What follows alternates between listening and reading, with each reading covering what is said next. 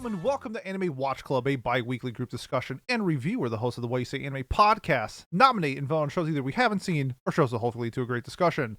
On today's episode, the familiars of the What You Say Anime podcast will be reviewing the first season of the 2012 anime Kamisama Kiss. Let's meet today's shrine goers. First up, claims this to be a god-tier romance. Literally. We got Jolene. Jolene, how's it going? That gave me flashbacks from like 5 years ago. Don't do that. Also, I got a cat. Hey, welcome to the gang. What's the cat's name? General Jameson Jimothy Jr. All right, Triple J up in this bitch. Normally this is where I introduce Miles, but sadly he's out sick, so shout out to Miles. Hope he feels better. But it is, I mean, we still got Pat, so toss it over to Pat. You do still have me. You're stuck with me. I'm not going anywhere, sadly.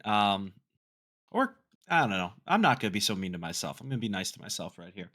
Yeah, welcome back. Welcome to back to Watch Club, everybody. And yes, we do miss Miles dearly. I have some talking points and a show to nominate for him, though. So we'll get there eventually. But yeah, as Pete said, we're talking about Kamisama Kiss, the fall 2012 anime from studio TMS Entertainment, sourced from a manga, genres of comedy, romance, supernatural, and themes of mythology, and it is a shoujo. So yeah, let's get right into it. Normally we start with Miles, but instead we're going to start with Kat. Kat, what are your first impressions, and would you recommend this show or not? So my first impressions of Kamisama Kiss were I watched it with my wife because we were planning a book, and then I was like, okay, if I like this, I'll nominate it for Watch Club. I got through like 3 episodes with watching with her the first time, and then I ended up liking it. So, like I promised her, I nominated it for Watch Club, and I continued to like it. So, yeah, I would definitely recommend it. Would I recommend it as? Yeah, I'd probably recommend it as somebody's first shoujo. Also, I've never seen Fruits Basket, so the comparisons I will not get. Fair enough. Yeah, you're gonna be in for one for this episode. It sounds like then, but hey, we'll work through it together. We'll get there. All right, next up, Pete. What about you? Yeah, so Kamisama Kiss has been on my to watch list forever. It is a show where I've seen it in bits and pieces. I've seen like YouTube clips, stuff like that, but I've never consumed it. And I don't know why, because this is the type of show that's like literally for me. Like I love this type of stuff. But Kamisama Kiss is a little different than what I thought it was going to be, and is actually going to be our first talking point. So I'm going to put this with a grain of salt. If you're like the average 34-year-old man like I am, probably not the show for you. If you do like the shows that I enjoy, I think you will enjoy Kamisama Kiss to an extent. But first impressions, little disappointed at what we got in the beginning. I do think later on it picked up, but I would say recommend it for the most part. I don't think this is inherently bad, but I think sort of my thought of what the show was going to be about versus what I got were two different things. So maybe it was just like my mindset of coming into this type of show. So it could be a good or bad thing, but for me it was bad, but I would still recommend it. That makes sense. I think I feel pretty similarly too, where I expected it to be something a little different as well. We can talk about that later. Next up, Jolene, what about you? I knew a little bit about this show because we have a Discord member who doesn't come around quite as often who liked this quite a bit. Shout out Mako. I remember Mako always talking about this, and specifically how much she wanted to fuck the shit out of Tomoe. Like, I mean, Mako, if you're listening to this right now, particularly if you're with your husband, I just want him and you to both remember, like, you were really talking about jumping this guy's bones. Like, I'm talking about some real death by snoo, pounding ass, sweaty, ball slapping shit. Anyway, I mean, we made it far enough to get past the YouTube algorithm. Yeah, right? yeah, you're good. So, this what isn't was I a kids talking about podcast. You're fine. what was I talking about again? Banging Tomoe? Yeah. Oh, yeah, if I would recommend this sort of thing, right? Yeah. Yeah.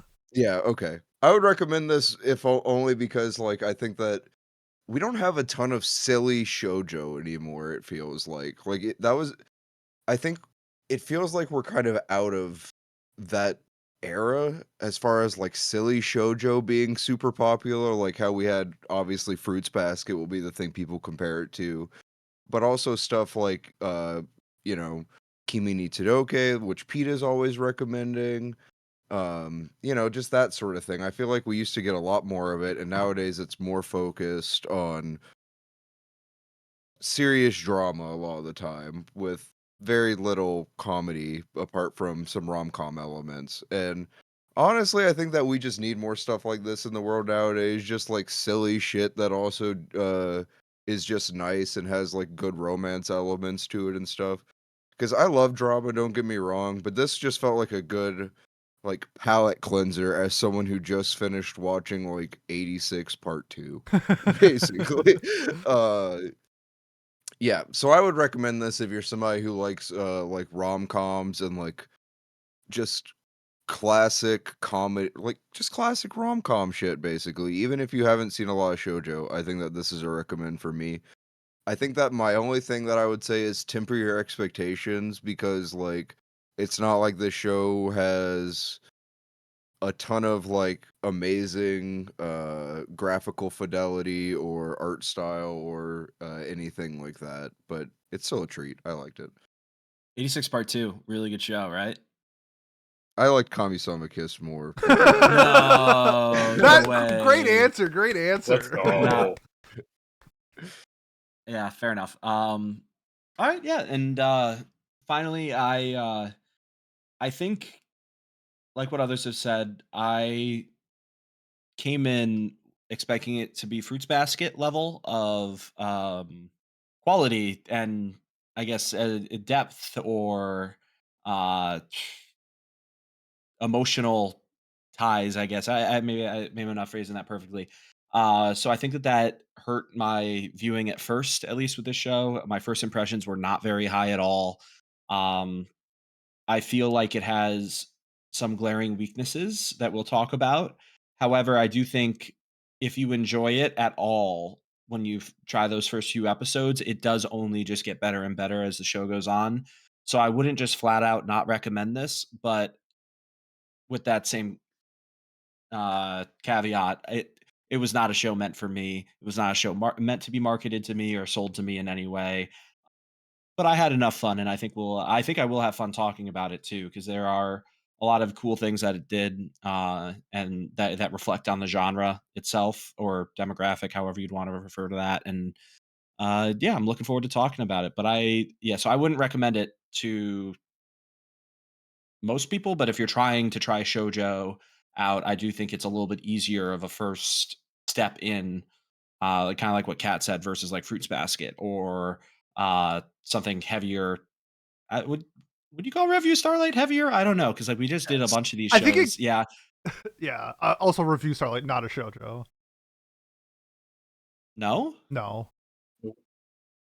oh, I know it has shoujo in the name. It's not a shoujo. interesting. I thought it was. Was it a josei? Or If is it anything, it's probably a seinen. I was gonna say, interesting? if you see cute girls doing performing arts, it's probably a seinen, unless it's Kagiki Shoujo. That's a shojo. Kagiki Shoujo is a shoujo, yes. Okay. All right. Glad we're clarifying because I thought it was too. Okay. All right. Well, either way, I guess that's my point. Like I was, I think I just came in with the wrong expectations, and we'll talk about that. But yeah, let's get into our spoiler section of this, which I think does matter a little bit. There's a little bit of consequence to the things that happen in this show. So if you haven't watched it yet, give us a pause. But yeah, just a quick synopsis that I totally forgot to prepare for, even though I knew Miles wasn't going to be here hours ago. Uh, Basically, this high school girl, she drops out of, or her dad's a gambling addict, and she loses her house. He runs away, and she stumbles upon this shrine. There's a fox god or deity there who takes an interest in her, and they start living together. And that's the basic premise. it's enough to at least get us started here. So, Pete, I know you had a first talking point that you wanted to talk about that I think is a very good like beginner place for us to start with this show. Yeah, so I wanted to talk about sort of the progression and more focused on the beginning episodes of the show. And this ties into just being predisposed of watching so much anime. I think we've all been in the same boat where we watch the first, 15 minutes of a show, and it's like, I think we all kind of know where this is going. And when shows deviate from that path, I think it's both good and bad. Like, I like being shocked. I like not knowing what the next episode is going to be. So when Kamisama sets up the first episode, we see a girl lose her home, taken in by a spiritual landlord, and high school girl going through all this family drama. It's like, okay, this is reminding me a lot of Fruits Basket, and it's going to be brought up a lot. And then the show sort of doesn't really go into these matters like what I thought it was going to. I think Jolene mentioned it a lot. I think the show is like extremely goofy and very funny at moments, but sort of how they set up some of these situations, especially early, kind of like pulled me back a little bit. So I want to know if you guys had any thoughts of like when you were watching this show and sort of where it went from the first episode to whatever episode you want to talk to, but like the how they expand on these characters and problems was done in such a different way that I haven't really seen in anime, where they took a much lighthearted and sillier approach to addressing these situations than something like Fruits Basket, where we have like trauma and all these other things that like tie into drama and not comedy. So again, I've never seen Fruits Basket, so it's never been so I don't have that predisposal to. I don't think I've ever seen anything that does the start of this the same. Like, because I know that Fruits Basket and this have similar starts, as you said, but I I don't think I've seen a show that actually has that setup. So I didn't. I just kind of came into it with like fresh eyes, and I didn't have any expectations for it. So I personally, I felt like it was like the goofiness was just perfectly fine with me because it was just uh, I I don't know. I preferred the goofiness. It felt right with the art style to me, and it was just really fun to kind of be on the ride throughout the show. So That's fair. I guess it's I'll be the contrast to that. I found it so goofy that and maybe it just because some of the humor didn't land for me. In particular, in the first few episodes, I was kind of frustrated. Again, I think the contrast of me having seen Fruits Basket and loving it, I was expecting to get right into the nitty gritty or at least see signs of the trauma and the things where at least it didn't feel like it to me. Like a good example of her trauma would be the abandonment, right? Of her father literally abandoning her, leaving her in debt or without a home or anything like that. And it didn't feel like in those first few episodes we really got a lot of expansion upon that. It almost seems like the problem got solved immediately by her finding a place to live. And it didn't get until the later episodes when the romance started to kick up a little bit between her and Tomoe, where and she was like starting to get jealous or be worried about their connections. Like it didn't feel like it was really hammering that home for me, at least at first. I don't know if that's a similar feeling that you guys might have, but yeah, I don't know, like, I think that it's tough. It's really tough. I think a lot of it depends on if you're comparing, like, are you looking at this series as like part of where it's at in history, or are you comparing it to like the greater scope of your anime knowledge, I guess is the question for me. Because if you put it to its point in history, this is like pretty typical for a lot of the stuff for the time, right? I mean, the anime or the manga for this it started in 2008 actually. Jesus Christ, never mind. Uh huh. It doesn't have to just be like like this type of show or anything. It could be like any type of genre where they're setting up. Think of this season, and it's the show Turkey. It's a show about bowling, and then the first spoiler alert for Turkey, by the way. And then the first episode, they get transported into like Meiji era Japan or whatever. Like, to some people, that's going to be super stupid, and you're going to drop it. And this is obviously an extreme example, but it's like one of those things where it's like you're going into it thinking it's a bowling anime, and now you're in medieval Japan.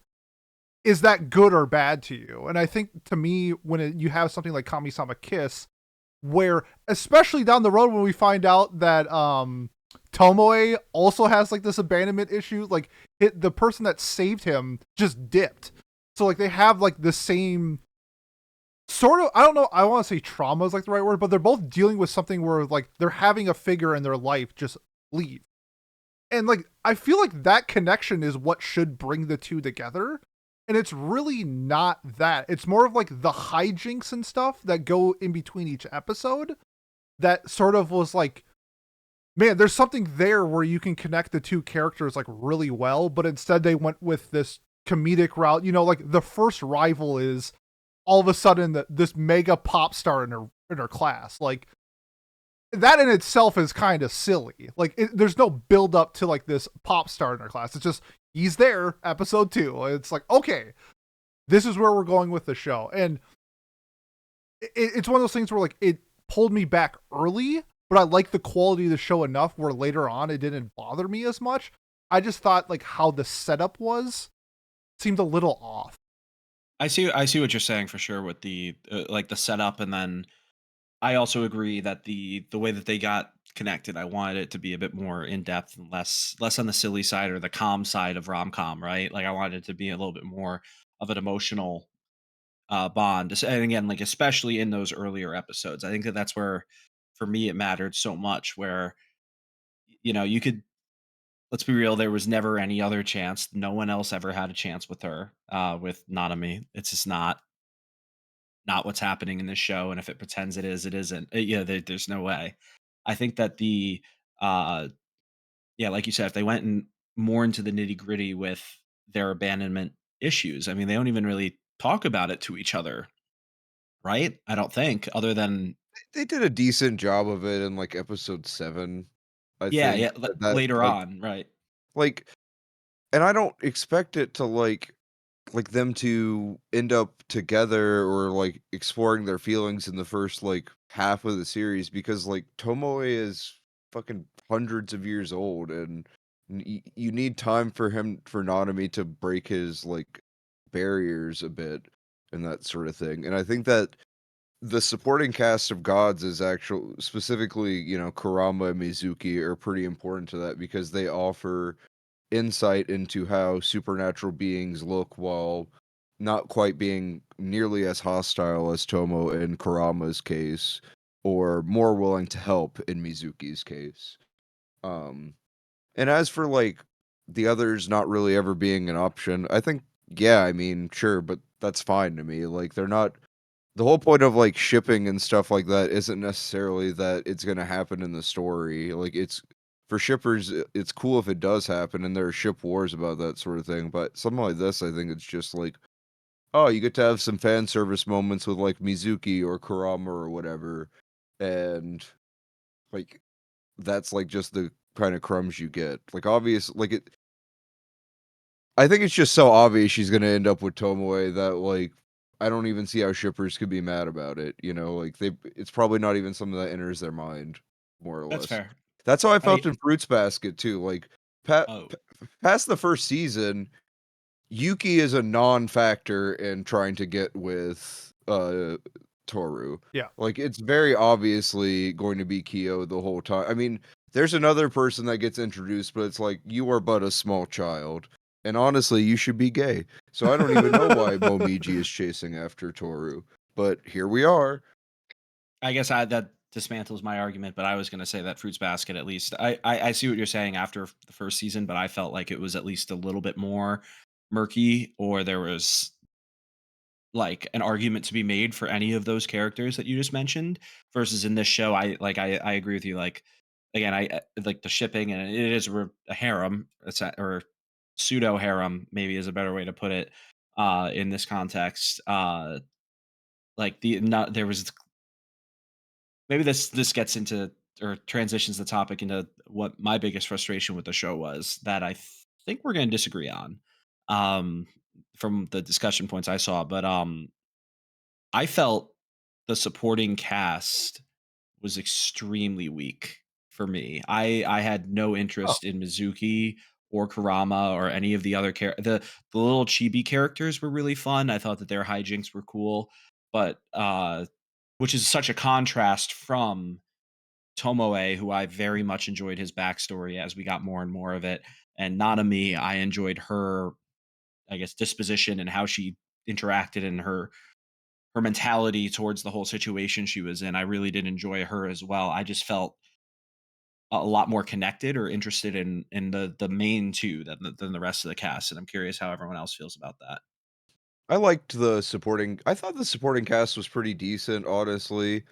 Like, I think Karama stole the show a lot of the time for me, just because like he's funny as hell. In the English dub, he does an amazing cover of the ED that was like an that actual was so banger, funny. in my opinion. Yeah. He wears so much drip.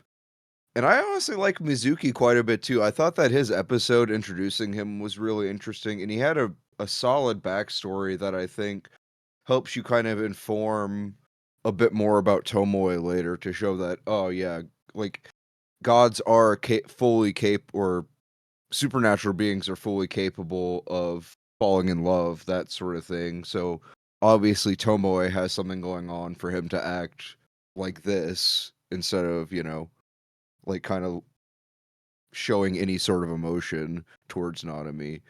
So the rest of the cast, like the spirits or whatever, I mean, they're just cute little mascot characters. It's really just those two, but I think that they do like a pretty solid job as fulfilling the supporting cast role. Oh, and Mikage watching from like the background was interesting too. Like he seems like a interesting enough character even though he's a fucking deadbeat. Yes, he is. More than a deadbeat, yeah. Jesus, this He guy, literally said he was going to town for some Yeah, cigarettes, yeah. or basically, and milk or then something. dipped. Yeah. Yeah. Yep. Uh, Oh, I, he's that is yeah, funny in terms of spooky. like dad abandonment. Like that's the thing that they chose. I'm gonna agree. Karamo is my goat. He was. I liked like just like the role he played. Like yeah, he was the cocky pop star, but he never like pushed the limits of that. Like he was cool with the fame, but he didn't really like. He wasn't like a womanizer. He wasn't like he like tried to help Nanami like out of the goodness of his heart, like not just doing it to like try to sleep with her. It seemed like he was like actively just trying to help out people. Mizuki to me was a little too clingy and a little too creepy for my liking. Like the first time he meets Nanami, he's like, "Okay, you're marked as my bride now," and then he's like, and then she had that whole thing, and then Nanami's like, "Okay, I'll go." After that whole thing was finished and they become friends, or whatever. Nanami's like, "Okay, I'll come visit your shrine some other time." She never goes and visits his shrine. He comes to their shrine, like, "Yo, Mizuki, get the hint, bro." Like, she's not coming for a reason. So, and then the end with, or not the end, but with the thing with Isohime, where like he gets back like Nanami's 30 years that she agreed to or whatever, but it's like he does it by, or he like does the deal and then like wakes her up by kissing her. It's like, dude, get the hit. It ain't going to work. He was just a little too creepy for me, but outside of like Mizuki, I really did enjoy the cast. There's a character that comes up in season 2 that's more of like a antagonist threat that I feel like should have been introduced in season 1 at least a little bit more, because I think that element of having like a true antagonist could help a lot in this show. But I would agree. I would say the supporting cast outside of Mizuki was really good. To me, a lot of the supporting cast was part of the reason why I enjoyed the show so much, because they were, especially in the first few episodes, because I enjoy gag comedies a lot. So watching like all the gags going on with Mizuki and Kurama and the chibis, like everything that was going on, that was one of the main reasons why I really enjoyed the show. So I couldn't really like I I kind of heavily disagree with you there. Like I just enjoyed them way too much to No, that's fair. I mean, again, I thought it was going to be an unpopular opinion, but I guess it makes sense why I think you guys all enjoyed the show a lot more than I did. Um, I guess like I did not enjoy Karama at all. Really, I didn't like when they were on screen. Mizuki, like I think you touched on, Pete, like is creepy and not. I didn't love the vibe I was getting from him for most of the show, and I felt like the deadbeat dad. That's a pretty funny comparison or joke to make, but he vanishes for most of the show and then kind of slips in at the end. And uh same with Otohiko is barely involved in the show as well. Like I wanted more from them if they were going to be such pivotal or important characters, I guess, versus like, but again, to highlight, I really did like Tomoe and Nanami and their relationship, especially as the show went on. I liked how that they were able to bond, get more out of each other, grow as people, or well, people, but you know what I mean, like grow their characters and develop further. So, and I think it like you said, Kat, the gag comedy, a lot of it just wasn't landing for me, which is probably why I didn't enjoy Mizuki or Kurama as much, specifically because there is a lot of gag comedy involving them, and then also the other random demons that are they demons or gods or whatever the technical Yokai. yeah, yokai, okay. whatever. Yeah, like whatever that terminology or correct terminology in that situation would be. Yeah, like those characters too. I was just kind of like, all right, little monster of the weeky, which isn't a bad thing necessarily, but some of it was, some of it wasn't. You know, um, not my favorite trope though. So there we go. But yeah, Pete, you had another talking point I know you wanted to highlight as well. Why don't we move on to that? I guess do we want to Well, save the romance to later, or can we? Do you want to add that with this? let's just dive right into it. Yeah, because like again, I kind of highlighted with my point that I really like Tomoe and Nanami. Like, what specifically did you like, Okay, especially pertaining to the romance? Then I gotta get this is another frustration that I had with this show is I love the chase when it builds up to the finale, like when it gets to the climax or whatever, and that the series essentially ends with Tomoe sort of lying to Nanami that he like wants to like reseal their contract and they have to do that with a kiss, but the contract was never broken, so he's actually just sort of wanting to kiss Nanami, and he knows that Nanami likes her and everything like that. But the thing was like, when is Tomoe's wall going to break? When is he going to get over the hump of like I don't know if it's like the tsundere type of character where he's like hiding the feelings, but I never felt that Tomoe liked Nanami, like romantically. Like they did a really good job at Tomoe sort of stating that it's like I'm not interested in not just you, but like all girls. Like I'm not interested.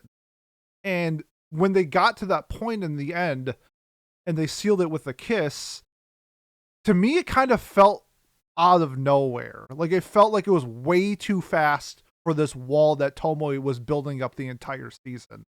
It's one of those things where I was predisposed to something like Fruits Basket, where a lot of the time it's identifying why these characters are having a hard time expressing their feelings. There's a lot of trauma, and Tomoe has a ton of trauma.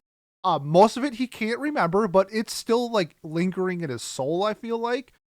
And it to me it wasn't expressed as much as I wanted it to be to finally like move on past his previous relationship, because like his last person that he was romantically involved with died with his baby. So it's like that's huge. Like that is a huge thing for your character to get over with. And like Nanami is like a great person to be like your next like mate.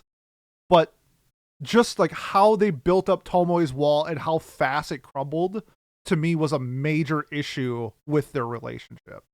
But Pat, it sounds like you might have a different opinion, so I'd like to hear it. well, no, yeah, and like I'm not gonna sit here and pretend that this is like the best romance ever either. Like I did enjoy the parts of it. Like I think one thing that helps me get over that wall that you talked about a little bit quicker is the fact that is it not, unless I misread the subtitles, is it not discovered that Nanami was in control of his previous love interest's body during the time that Tomoe fell in love with her or Yeah, realized I he think had it's like feelings for she's her. like a descendant of that character, I feel like, Well, of some she sort. like time travels back That's and like a takes over vision her body. though. Yeah.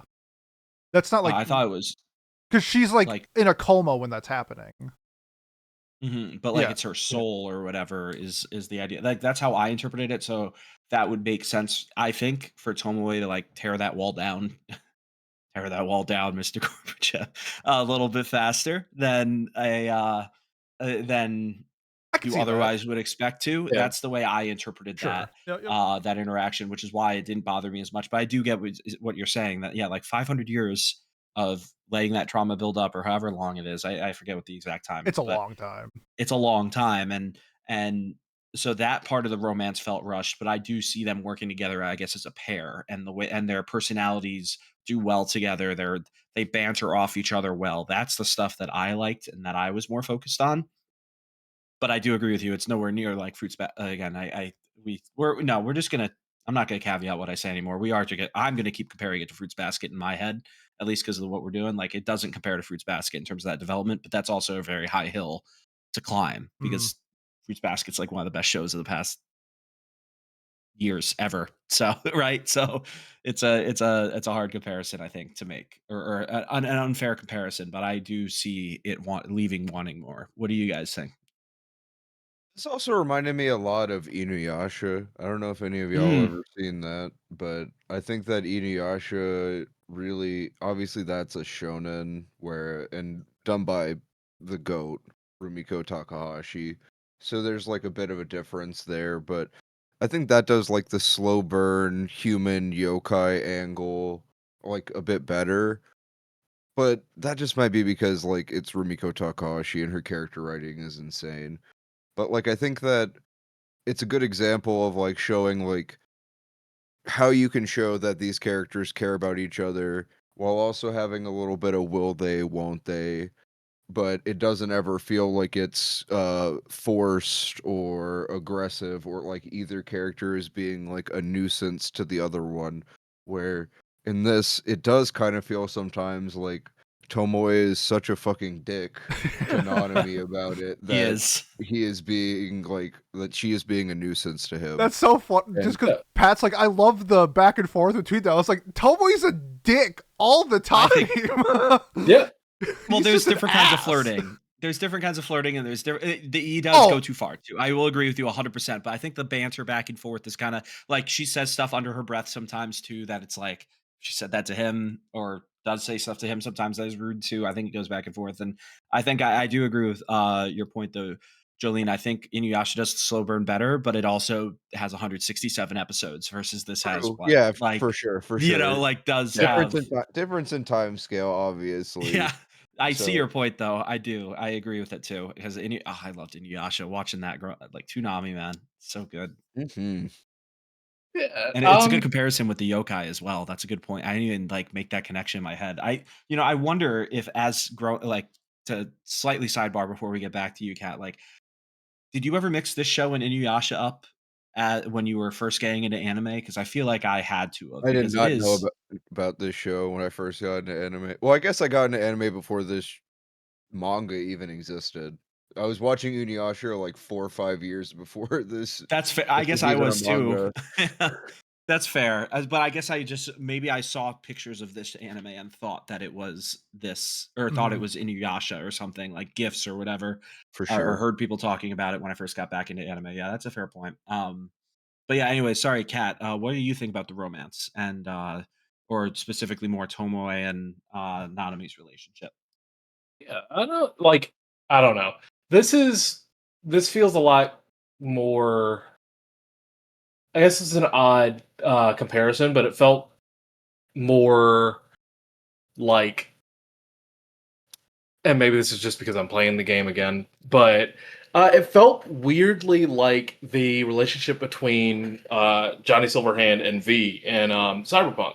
If you've ever played it, I know Pete, you never played it, but like, yeah, like they're kind of stuck together, and it's Johnny Silverhand's a dick the entire time, but uh, it goes from being an insufferable dick to being the dick that you can't live without.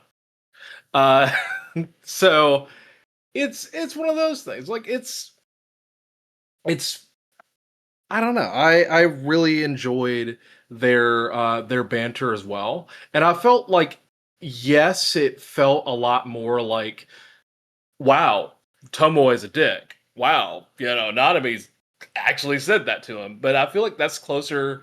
That felt a little bit closer to reality to me than it did to than it would be to just be like good at banter back and forth. Like these people are stuck together, and now they have to like. And yes, they're both not great with each other all the time, but I feel like that's something that they just kind of, that just felt more normal to me, I guess. Yeah, and they are sort of stuck together, right? Because of their oaths or whatever you would want to call the Right? the the way things get set up. I think that that is a good point to throw out there that they aren't, although they don't really hammer that home that they don't like each other at first, because I think they do very clearly at least have like some interest right off the Mhm. bat rather than being completely combative. But I see what you're saying, that they are, by circumstance kind of stuck together, and then they grow from there. So uh definitely some progress there. Yeah, and so Pete, what have you got for us next? Yeah, so I want to talk about theming and messaging in the story. That there was definitely some in this and how it was handled. I think a couple ones that stuck out to me, like redemption and forgiveness through Tomoe. I think that's a huge part of his character, and finding like self worth with Nanami, experiencing like what she went through and sort of making the best out of a bad situation. I thought was actually done really well. I did kind of like how she sort of just gravitated. Also, this is just like a maybe a dub thing. Did you guys thought it was the lamb god or the land god? Land. Okay, maybe it's just because I have terrible hearing. I thought it was the lamb god forever. I was like, what the hell is a lamb god? I was like, okay, I'll just go with it. Then I realized like episode 10, it was land god. I was like, oh, that makes way more sense. So I was a little confused in the early episodes. But I guess if there's any theming or messaging that stuck out to you in this story, and like expand on it if you'd like. I was gonna say, like, on the contrast, I felt very. I wanted to hear what you guys had to say, because I nothing in particular like stood out to me as like exceptional or like Okay. really like catching me, which I think is part of the reason why I, especially at the beginning, wasn't enjoying the show as much. I think Okay. Then by I can the dive end, into mine then. yeah, because like the themes of abandonment, I think that that is something that they get to, Hmm. especially later on in the series when they start to realize that they miss each other or are interested in each other. I think that they do a really good job with that, but I figured you were going to talk about that one, so I wanted to. Yeah, Sure. why don't you Yeah. start if So none of us have something? okay, so it's gonna be no spoiler, but Nanami is my favorite character in the entire story. I really enjoyed her and sort of like what she did. And the biggest thing that stood out to me with her character was sort of she's getting handed all of these things that she's unfamiliar with. And it's something that she never signed up for it really. Like the whole circumstance of like getting a house and becoming the god was out of pure whatever. Like if her dad never left, this never happens. But her character gets involved with all these different situations, and I think a lot of times people would get in like mindsets of like I didn't sign up for this shit, I'm getting too old for this shit, that type of thing. But Nami handles it with grace. She handles it with class, with heart, and stuff like that. When it's showcasing characters really sticks out to me because those are the type of characters that I really gravitate towards, especially in these types of shows, which is why you see someone like Toru Honda, who is beloved by anybody who has seen Fruits Basket. You see a lot of that in this character. And so while I do think it's Toru light, it's still good. Like it's still like a really quality character. So just like her trials and tribulations that she goes through in the story, I thought were handled really well. And it was done in a manner that fit the tone of the show that they were going for, where this is a huge deal to her, and like losing the life that she has and handling it the way she does, I think is a great way to write a character and a great way for people to connect to a character. So I just think the character work of Nanami really stood out to me. I think the way that you just described it is perfectly encapsulating why I liked her. She is essentially, based on everything you just said, reverse Shinji, like almost to a T, right? Like handles with this adversity with grace, takes it on head on, likes is learning from it, struggles with it still, but is like taking it head on rather than kind of just. I won't do too much with Evangelion, whatever Please we disagree on skip it, that. Yeah. but no, of course not. Then I wasn't going to, but you know what I mean. Like that's why I probably like her a lot as a character too. I agree, she's probably my favorite. Or her, I don't know. Her and Tomoe are hard to separate in my head, but like those two I like the most because I felt like she tried and wanted to make her situation work and was not having an easy time with it, but never gave up and kept the right attitude towards it, I guess, and that's why I really liked her a lot. I guess maybe Anybody else? is there a theme or message that in the show you didn't like how it was handled, or maybe you didn't get what they were trying to do with it? Okay, so I'd really like one of my biggest one of my favorite tropes in any type of media is found family. And as much as I really enjoy the side characters and like seeing them on screen, it felt like it was trying to have a bit of that found family like vibe, and I couldn't really get much into it, and that was one of the things that I was really critical about when I was watching this show because I wanted there to be a little bit more of a connective tissue between everyone rather than just being, it just being a gag. And yes, I do like gag comedies, but they're I would like to see, I would like to see Karama and Mizuki be a little bit closer to Nanami and Tomoe in a more like tight knit thing. And I get why that can't be the case, but it's just I don't know. Like it was touching on it, and when it's touching on it, I need it to finish. And that's my biggest issue with the found family aspect of it. We're just not doing phrasing anymore. It was touching on it, and when it touches on it, I need to finish. There's been a lot of that today so far in this hour that we've been See, together. you expect me to have tact, and I don't get where that came from at all. That's a fair point, Kat. It is a very You fair got me point. there. You got me there. There's a reason I am on this podcast. You show up every Monday. Yeah. That is half the battle. It really is, especially for some of our members. Miles, Yeah. how dare he? Unbelievable. How rude. Um, I'm trying. I don't know. I'm trying to think of like any theme that stuck out to me. Again, I think I already said it right with the themes of abandonment or trying to get over that grief that they have had in the past. I think again that's where Nanami and Tomoe are more focused on, and who knows too. Was there a whole other season and then a couple OVAs as well for this series that we didn't watch. That maybe approach that more with some of the side characters a little deeper. But I felt like that was like Tomoe and Nanami rightfully were the main focus, being the main characters, and I thought they did a good job of highlighting their grief that they've experienced and their hardships, I guess, in their and what they've had to do and their interactions with the other deities, whatever, and their roles within their lives, I guess, or within the shrines and their existence. I thought they did a pretty good job with that. I do want to agree with Kat though. The found family in this felt a little off. With it never felt like a family, and it never felt like they were getting to that.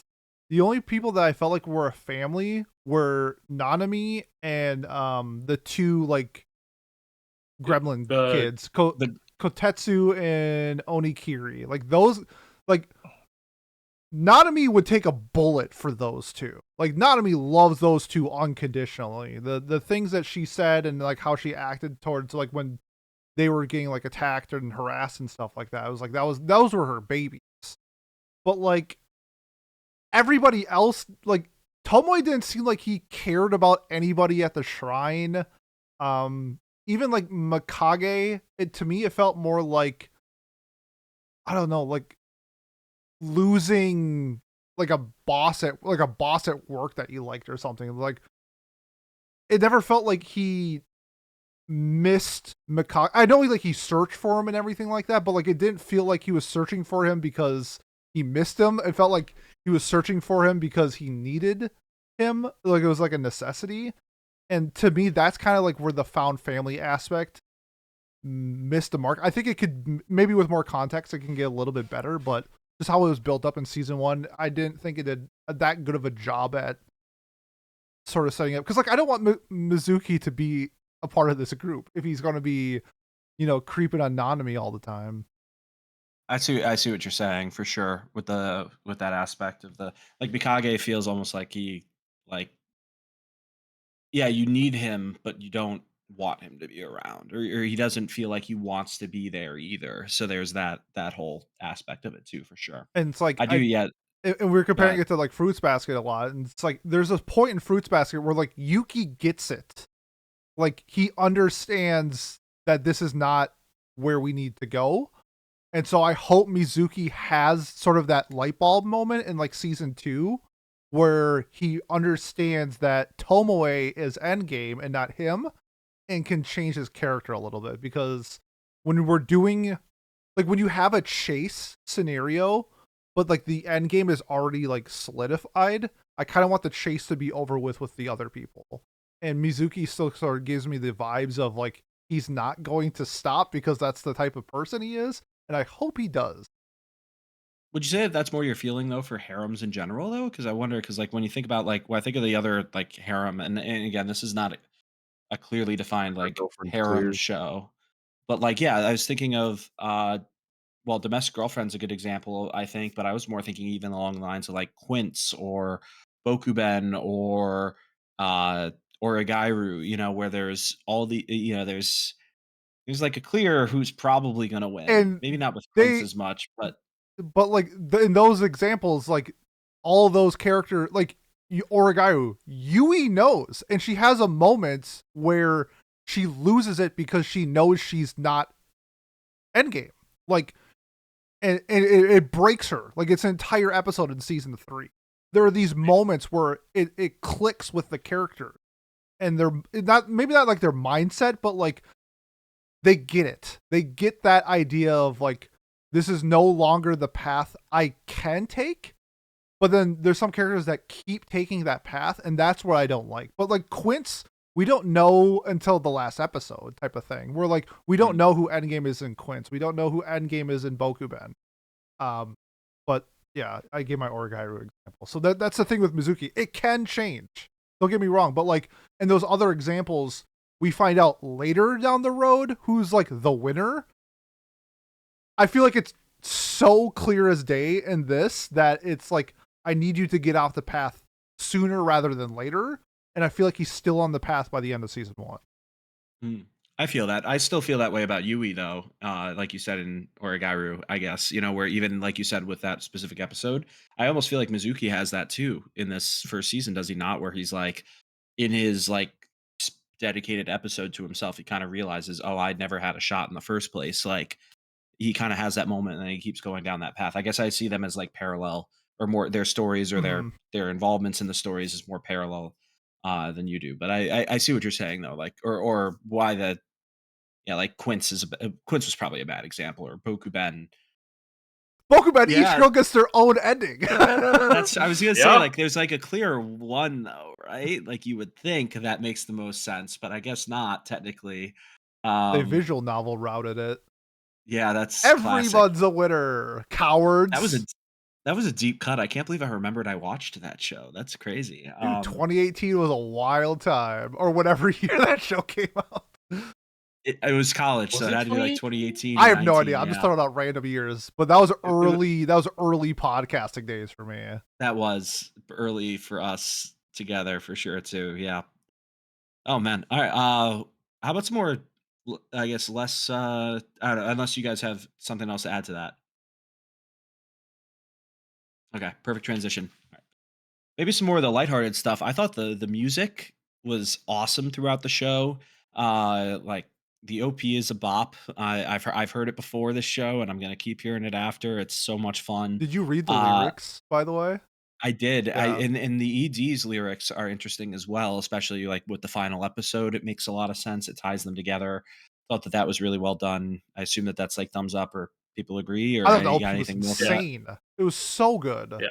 Both of them. I didn't skip either of them angular time. And I liked Hmm. how they would mix the ED in when like dramatic shit was happening at the end. Yeah. They'd be fair. Yeah. I Yeah. wish. I wish. Yeah, that was great. So Uh, fucking good. Even Go if I ahead. wanted to skip it, I know my wife would make me rewind it, so I'd have to watch the rest of it, the There you whole go. thing. So Yeah, I thought the character designs were good, but I thought the art was for 2012 was pretty like mid. Was that would you guys agree? Like maybe the movement or s- uh, the the way that the show worked together? Because again, I think the design wise they're sick, but I didn't love how it was animated. How about you, Pete? Can I just call it one thing? I believe it's the last episode when Nanami. I agree though. I think the character designs are fantastic, but like overall the show was just like fine. But they do this. It's part of like the gay comedy of the whole thing. But when Nanami is like coming back to the shrine after leaving, and she's like running there, they do like the Looney Tunes, the Yeah. Great. That shit was great. Dude, That I was was fantastic. dying. It was because it came Yeah. out of nowhere. Because like the visual comedy stuff was like the chibi stuff, you know, those type of things. And all of a sudden, it's like, okay, I'm watching Looney Tunes from the '70s again. So I just want to shout that was the funniest thing in the entire show. It cracked me the fuck up. That was so good. Yeah, I loved that bit, honestly. That was like this show, like it was like pretty like giggle funny Yeah, throughout the whole thing, but there were times whenever they just like got like a real banger of a joke in there, and I was like, all right, yeah. like I didn't, yeah. I misunderstood what you were like. I was unfamiliar with your game, you know. That's fair. Yeah, I again, it wasn't. I didn't find it as funny, I think, as everyone else did, but like Pete, that specific gag was very good. Even if it might have been to cover just not having to draw her running or It worked. something, but It's it worked. great. No, exactly, it did work. It was good. And again, some of the it's just very hit or miss, as comedy usually is in these especially in these kinds of shows, right? So In the words of Miles, you either like it or not like it. yeah, very very wise words. Our R.I.P. sage Miles. Miles. Yeah, That sucks that Miles isn't going to be on the podcast anymore. poor Yeah. guy. Poor guy. I know. He's not dead. He's just he's just sick. Yeah. But, oh, Do we have sorry. any other I talking? should say though. Sorry, with your actual question, I think that the focal point of the characters being like really well done was enough to handle everything else that the show threw at, because it's not the type of show that needs this type of thing. Though there were some parts where I felt like it felt like a Photoshop layer type of deal Yeah, a couple of it times. was But ugly. I don't. But like that's the type of thing where it's like I don't care. Like you could be stick figures and I'll still give it what I give it. Like it doesn't matter. It's just funny when stuff like that happens where it's like, man, like this one scene really got you guys, huh? I wonder why. I was trying to think of because in like the final scene, one of the more important scenes where she does the dance, her Mikage kind of does like a blow or whatever. He like kind of like influences her with um butterflies. And now that I speak this out loud, I'm thinking, oh, it's a metamorphosis. Like, haha, she's turning into like she's coming out of her cocoon or whatever. So I guess that's what the metaphor was there. But I was just thinking, like, why? How are butterflies going to help you against a giant spider? Because like spiders eat butterflies, not the other way around, you know. So my brain just immediately went to that and was like, that's terrible.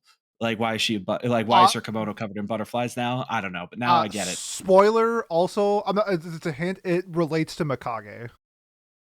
It relates to Mikage. Okay, Yes, that would make more sense too. So maybe there's more Yeah, details there. he was Mikage and very butterfly butterflies. themed. Yes, Yeah. yeah.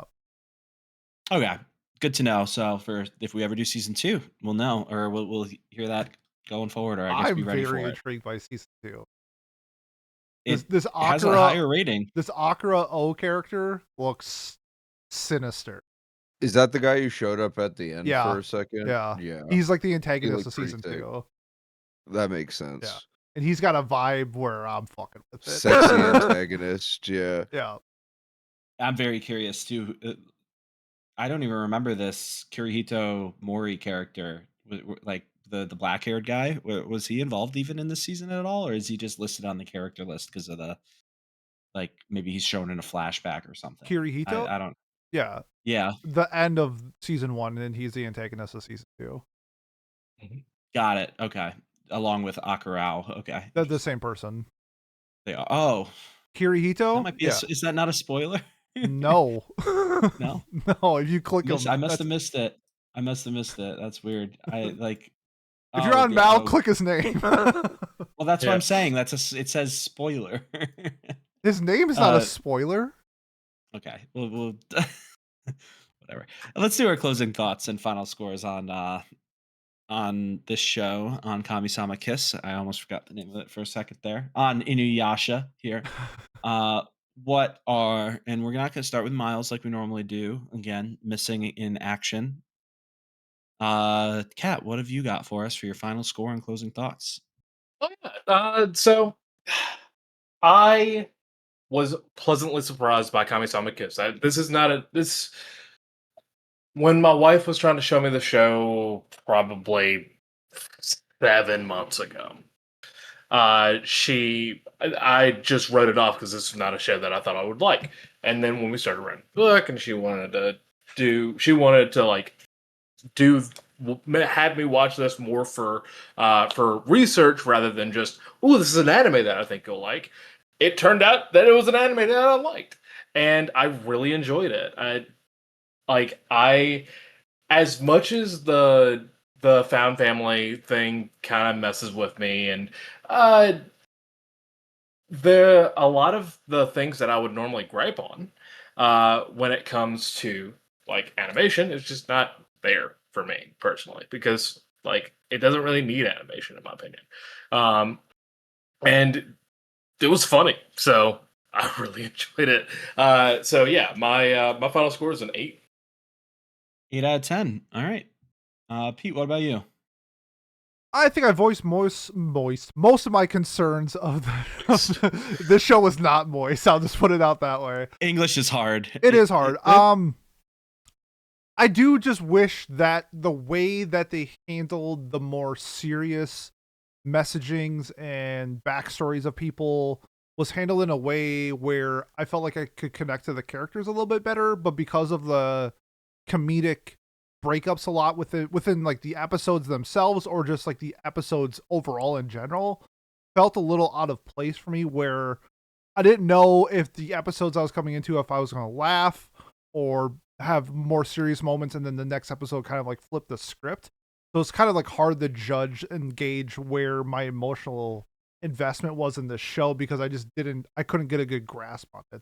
That was probably my biggest concern. But towards the end, outside of the confession and how they get together, I really liked how they were putting the story together. I like the interweaving of the monster of the week to get a better idea of like the yokais in the world. It reminded me a lot of like Noragami, where you got to see interactions with other yokai, so you have like a better understanding of like what these characters, these yokais, are doing in their life. So I appreciate stuff like that. I'm just glad like the show ended stronger than it started, because I feel like if it was the opposite, I wouldn't want to watch season 2. But it did a good enough job for me to want to watch more of this. I'm gonna give this a 7. I wasn't the biggest fan of this show. I still think it's good, but it missed the mark in sort of this shoujo rom-com style of show that I look for in my media. So 7 out of 10, still a good show, just not what I thought it was going to be. All right. Jolene, what about you? Yeah, I like this show well enough. I thought that the two leads were pretty solidly written with the few amount of episodes that they had. I think that this is another case of a show where it's something we come back to kind of often when we're reviewing like our usual one core shows where there's a lot of shows where it feels like, oh man, this might have went like crazy with another, 12 episodes or whatever in this core to build up for the next season. And I think that this in this sort of like shoujo young adult romance, I think that, it usually depends on slow burn quite a bit, as we mentioned with Inuyasha, which obviously is a shonen, but written by a shoujo author primarily, so it has elements of that in the romance. Um, so I think that suffers for that. I also think that for a lot of people, they're gonna see this and go, "Oh man, there's just nothing like really catching me here." As far as animation goes, there's nothing really special going on with it at all, apart from like the character designs being really nice and the being on model, that sort of thing. Like Pat said, I did enjoy the music quite a bit. It's a show I personally enjoyed watching, but there's kind of a ceiling on how I feel about this because, like, I just think it's not really offering a ton compared to some of the sort of like juggernauts of the genre, like Fruits Basket. I mean, really, Fruits Basket is like the primary one this is going to be compared to, and that is not an admirable position to be in for any show, let alone one that's not hitting above its like weight class like this one. So, on Mal, I gave this like an 8, but I think for the purpose, not Mal, List, I gave this an 8, but I think for the purpose of our ratings, this is closer to like a 7.5, rounded down to a 7 for me. I completely agree as well that like it pales in comparison in every single thing that this show tries to do compared to Fruits Basket. I think it pales in like the comedy's better, I think, in Fruits Basket. I think the writing, the direction, the art, the music is really good in this show, but the music in Fruits Basket's better. It's so hard for it to be compared to such a giant as any show would, like you said, would struggle to. Um, I just and these first few episodes, we were kind of able to dance around it, but I really struggled at the start of this. I think it grew immensely my enjoyment by the end of this show. However, those first few episodes were really tough to get through. I was very bored by the side characters, and again, I don't think that that really improved very much for me specifically throughout the show. Uh, Nanami and Tomoe are definitely the saving grace of this show. They are much more interesting to me, and I'd be curious to read more about them going forward. But for me, I felt that this show just clearly wasn't really made for me either. So I think like Julian said, like there was a cap on how much I could enjoy it, just knowing how like how good the other shows in this genre are or this demographic are. So for me this is a 6 out of 10. I thought it was fine. I don't think it was like offensive in any way either. I just thought it was fine. So 6 out of 10 for me. Which brings our total score, including Miles's 7 out of 10. It was mid, whatever. 7 out of 10 Thoughts? is not mid. That's not what he said. Okay, I was like, Let me clarify. Let me see. I think it's very fine. Some funny moments for me. The harem moments got a little much for me. I didn't really consider it similar to Fruits Basket, even though I get the comparison in retrospect. I don't have a lot to add, is what he said to me. So those are his thoughts, and that's how he ended up at a 7 out of 10. But that does bring us to a total score averaged out between five people of, drum roll, a perfect 7 out of 10. So good for us for making my math very easy there. Pat on the back. Compared to on Mal, Kamisama Kiss has an 8.12. So a little lower on it, but maybe given our demographics of the podcast, it's not yeah. as surprising, you know. If I was a S 14-year-old girl, this would be the best thing I've ever read in my entire life. Well, I just like I it, need to preference. I'm a 34 yeah, year old man. This show is not made for me at all. yeah, not not at all. And I that's how I felt too watching this. Exactly, like you said it perfectly for me. I think that that's it's about where we're at. But yeah, so this is where I normally kick it to Miles to tell us what show won. But again, as we keep saying, he's just not here right now when we needed him most. So instead, I Abandoned us have the like results. Mikage. Yeah, Yes, he he is. Mikaged us. That's so rude of him. He said, "Pat, hold down the fort." He said he was Yeah, I'm sick, doing but my he really best. is just he's playing Magic the Gathering or something. I'm running out of milk, guys. And cigarettes. I'm gonna have to leave soon too. Yeah, no. But yeah, so in third place, we had a tie between in each earning their own legacy point. The Portrait of Cosette and Mononoke earning both legacy points in third place. In second place, we had Lazarus earning its third legacy point.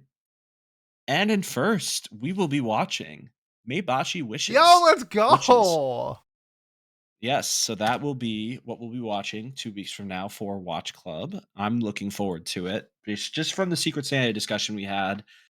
I'm a little scared now because people have told me to temper my expectations, maybe because I don't like idol stuff as much. But who knows? We'll see. If it's witches, I like witches. Witches are cool. We'll see. We'll see. We'll get there. Witches are cool.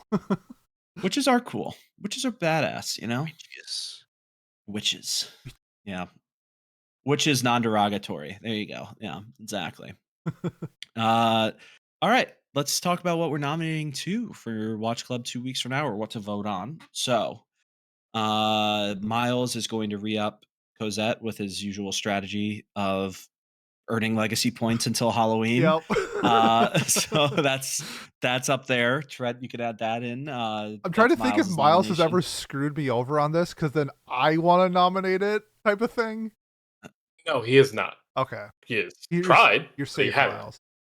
He's safe for now. You're safe for now. But yeah, Kat, what are you nominating for Watch Club? I am. Not used to being first, are you? No, I'm not. He's also used to not bringing a show. I have Okay. 2 shows right now, which is what I'm trying to decide between. Wink. Plugging for the load. I can re-up season 2, or I can do My Dress Up Darling. Pick one. It's up to you. It's your Yeah. choice. Fucking My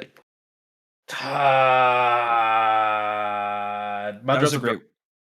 My Dress Up Darling. Okay, that was a great reference, by the way, Jolene. I heard it. I don't know if anyone else did, but I Thanks. did. Thanks. All right, My Dress Up Darling was one of the other shows being nominated. It seems like we're moving closer and closer towards having the same shows nominated. That would be very interesting. Pete, what are you bringing? I'll switch it up.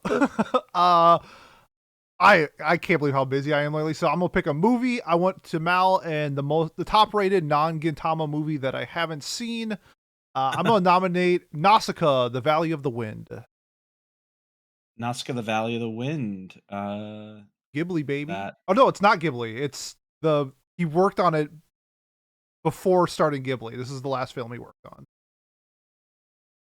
No. Miyazaki. That's what I'm Nasu- talking about. In case, Miyazaki you, film, in case you yeah. didn't get who I was talking about. I was kind of like, it has to be. He directed Nausicaa and then went and started Ghibli after Nausicaa. Valley of the Wind. Yep. Maybe that'll find it for me. Nausicaa has there we go. the It's double. Nausicaa. I've got We could do it There we after as go. well. It doesn't have to be right That's now. true. Well, we can also edit this out, except wink, wink, we won't Except because I have to why edit would it, we? so No, I know. No, we're doing. I found it. And Trent did too, or you did too in the future, Mr. Editor. All right, Jolene, what about you? I decided that I'm gonna nominate something that has some trans representation. I'm gonna nominate Zombieland Saga. oh yeah. Hey. Hell yeah, love that show. I could talk about that show all the time. We get a refresher Did we before not the do it yet? movie. No, we haven't done zombies. You've nominated it before, but it's never won. Yeah, Yeah. well, I it's was 'cause genuinely nominated it. surprised it hasn't won. Yeah, well, It's it's one- because I was nominating it. It's like so no, there you it's go. like Konosuba. We've all seen it, so it's like Yeah. Well, I That's the haven't problem. seen it, so oh shit. Yeah, it's really good. I will be voting for that first myself. But yeah, sweet. All right, and I'll be re-upping Lazarus. I feel like we've lost some steam. We did just get second place again. You know, always the bridesmaid. Let's become the bride guys. Let's do some Lazarus. Let's watch some shitty shows because it seems like people want us to watch some shitty shows. Apparently Lazarus is one of them. Let's do it. Let's do it, Hey, guys. brother, we're watching I am Maybashi people. Witches. Hey, I'm curious. I've heard people like it a lot. I'm curious. I'm very excited to watch Maybashi Witches. And whether I should be or not, we'll find out in 2 weeks when we come back for Watch Club. But that wraps us up. Pete, Hell why don't yeah. you take it away? If you have made it this far and you want to support us, the best way to do so, like, comment, subscribe, leave a review on whatever platform you're watching or listening to us on. I'm going to give myself a selfish plug. On September 6th, I will be presenting at Lockdown Con. It is a online anime convention, 7:30 Central on Saturday. I'm going to be going over all the details of how Uma Musume translates real-life horses into the anime end of the game. You don't have to see the show to know about this panel. It's going to be really fun. I really hope people enjoy it. So if you got nothing to do, September 6th, come check out Lockdown Con. Next week, even though Mononoke lost in Watch Club, we're going to review it anyway. So we'll be reviewing the second Mononoke movie next Monday. Otherwise, if you're here for Watch Club, we will see you in 2 weeks for Maybashi Witches. Thanks, and we'll see you next time. Peace! Bye-bye. Okay, I was like, who's going to do the bye-bye?